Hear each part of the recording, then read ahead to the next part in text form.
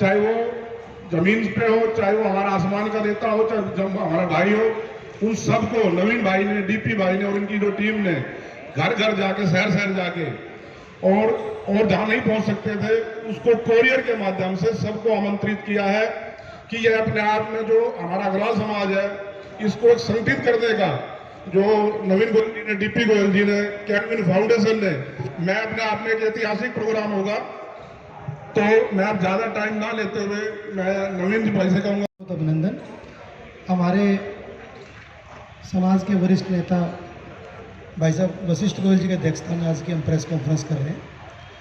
जी sir, अपना परिचय के साथ बता दीजिए प्रेस वार्ता का मुख्य उद्देश्य क्या है? देखिए, पहले नवरात्रे से लेकर के लगातार 15 दिन तक पूरे देश प्रदेश के अंदर महाराजा अग्रसेन जी की जयंती अलग अलग तरीके से मनाई जाती है। कहीं प्रभात फेरी निकाली जाती है, कहीं कवि सम्मेलन किए जाते हैं, कहीं रथ यात्रा के माध्यम से, कहीं सम्मेलनों के माध्यम से, क्योंकि गुरुग्राम का स्वरूप आज बहुत बड़ा हो गया है। गुरुग्राम हमारे हरियाणा की आर्थिक राजधानी हो गया है। और देखिए, जैसे शरीर के अंदर सबसे महत्वपूर्ण अंग हमारा चेहरा होता है, इस तरीके से गुरुग्राम हरियाणा का चेहरा बन गया है। जिस गुरुग्राम के अंदर सन 80 के आसपास रोशनपुरा, जैकमपुरा, इस इलाके के बाद अगर हम झाड़सा की तरफ भी चलते थे तो बांध तक गुरुग्राम खत्म हो जाता था। लेकिन आज जिस मैं बात कर रहा हूँ सन 80-85 के आसपास तो करीबन 1 लाख लोगों की आबादी मुश्किल से थी, और आज गुरुग्राम में 25 से 30 लाख की आबादी हो गई है। तो ये भी लाजमी है कि हमारे समाज की संख्या भी, चाहे अलग अलग इलाके से लोग अपनी आजीविका कमाने के लिए, बच्चों की अच्छी एजुकेशन के लिए, अच्छी मेडिकल फैसिलिटीज़ के लिए यहाँ पर माइग्रेंट हुए हैं। और आज गुरुग्राम का स्वरूप ऐसा हो गया है कि हरियाणा के 6700 गांव हैं। पहुँच जाइए मनीष जी, हरियाणा के 6700 गांव हैं। हर एक गांव से 2, 4, 5 परिवार हर गांव से गुरुग्राम के अंदर रहते हैं। और महाराजा अग्रसेन जी का ये जन्म उत्सव है 5176। तो हमारे मन में काफ़ी समय से थी कि एक साथ 10,000 लोग हमारे कुल शिरोमणि, समाजवाद के प्रवर्तक, अहिंसा के पुजारी, एक ऐसे राजा जिन्होंने अपने राज्य में सबको समान अधिकार देने के लिए एक गुड गवर्नेंस की शुरुआत की थी, ऐसे कुल शिरोमणि की जन्म जयंती हम मनाएं और एक साथ 10,000 हमारे साथी महाराजा अग्रसेन जी की जय बोलें।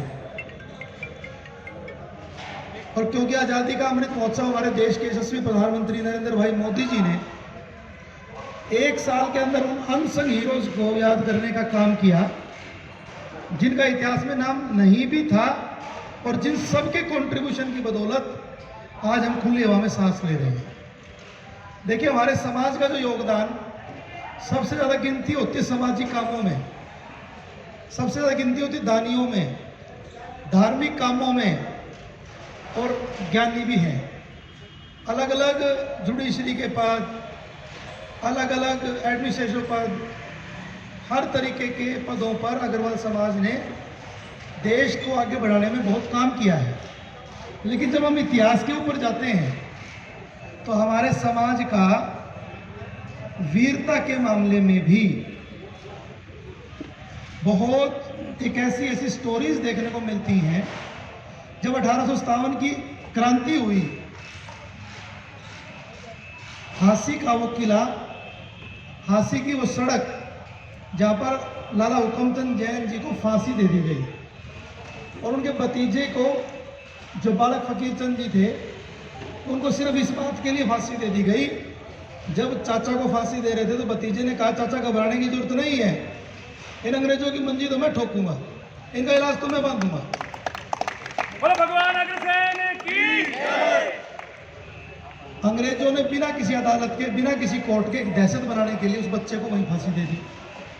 जब से 1857 की क्रांति हुई और जब तक आज़ादी की सुबह हमारे देश में ना होली, बहुत से वीरों ने जेल भी काटी, कोड़े भी खाए, फांसी के फंदे तक भी झूल गए, तरीके से यातनाएं भी सही और अपने देश को आज़ाद कराने में बहुत महत्वपूर्ण योगदान दिया।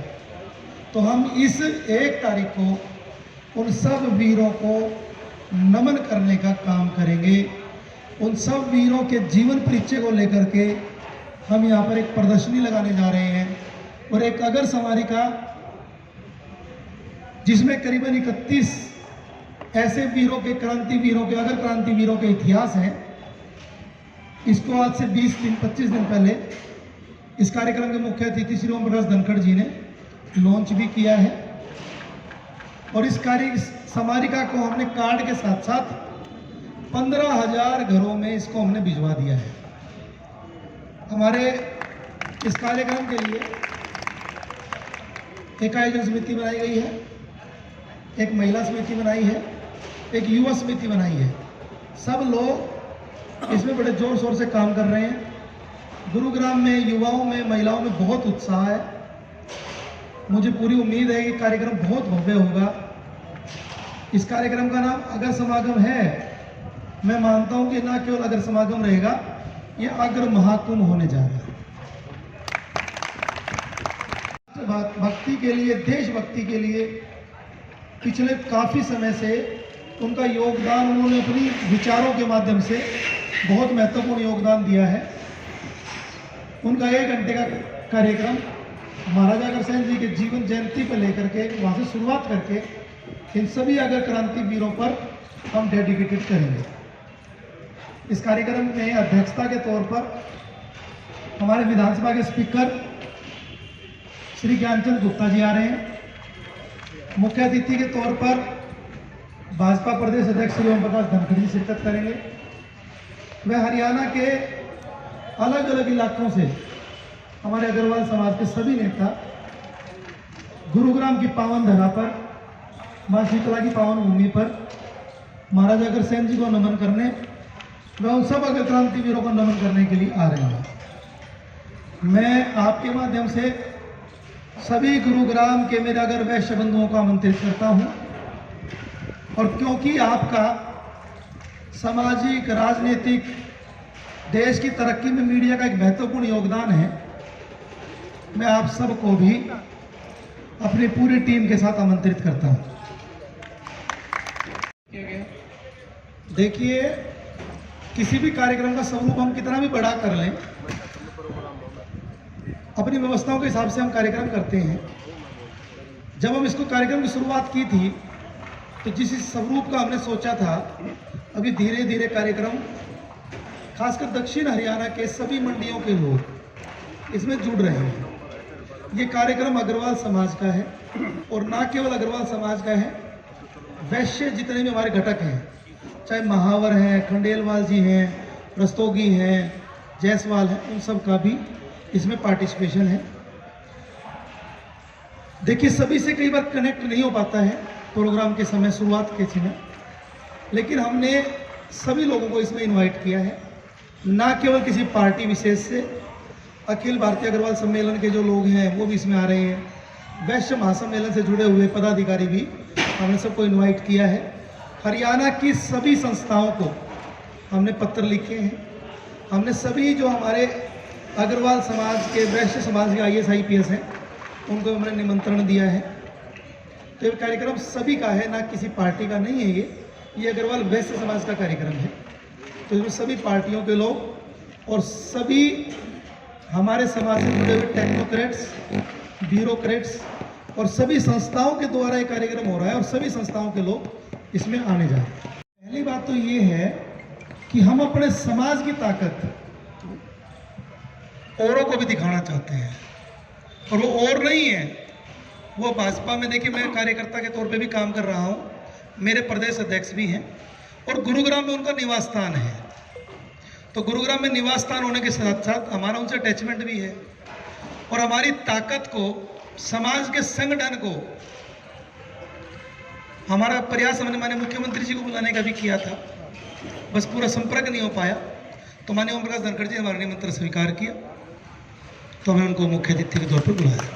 अभी आप कह रहे थे हम अपनी समाज की ताकत दूसरे को दिखाना चाहते हैं, विपक्षी पार्टियों के नेताओं को निमंत्रण क्यों नहीं दिया? जैसे हुड्डा जी हो गए या और कोई हो गया, उनको क्यों नहीं? अगले कार्यक्रम में आप सलाह करके काम कर लेंगे, जिसको कहोगे सबको देंगे। जावेद जी, तो मार्गदर्शक कमेटी से सलाह लेकर के हमने काम किए हैं, जिस मार्गदर्शक कमेटी में हमारे गुरुग्राम के सिरमौर बाबूजी रामनिवास मंगला जी, हमारे सेक्टर 4-7 के संरक्षक बाबूजी सुंदरदास अग्रवाल जी, आज सेक्टर 4-7 में प्रोग्राम चल रहा है, उनके भाई टी.सी. अग्रवाल जी यहाँ पर उपस्थित हैं, हमारे भाई साहब वशिष्ठ गोयल जी, उसमें शरद गोयल जी, हमारे नरेश गुप्ता जी दीपमाला साड़ी से, चेतन दास जी हमारे पूर्व के पार्षद, हमारे पिंटू भाई साहब रोशन लाल मंगला जी जो मार्केट कमेटी के उप प्रधान भी हैं और सदर बाजार गुरुग्राम के प्रधान भी हैं, और एक नाम और है उसमें 8वां नाम